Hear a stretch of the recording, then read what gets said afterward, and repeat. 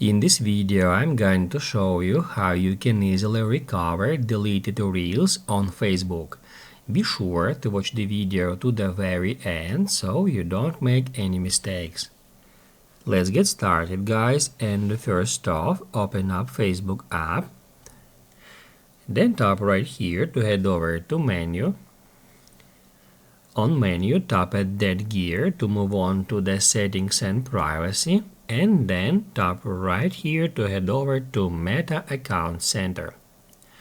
On the Account Center, you can easily find your information and permissions, and that's where you need to tap at Download Your Information. Download or transfer information.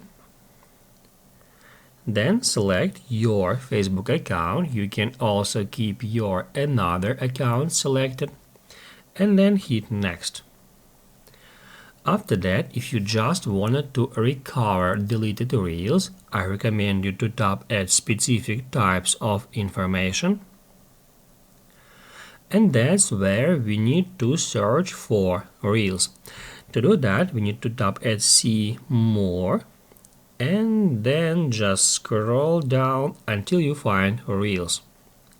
Select it and hit Next. Then you need to choose whether you would like to download a copy of your Reels to that particular device, or you can transfer a copy to another service such as Google Drive. I'm gonna keep Download to Device selected and then hit Next. On the next step, we can configure for which date range we would like to recover our reels. By default, it is selected last year, however, we can get into it, and that's where we can select date range from last week up to all time. Then also you can choose media quality. It is set to medium, as you can see, and in here we can switch it to low or high. The highest quality you select, the longer it will take to download your data. Just keep it in mind. After that, tap at Create Files.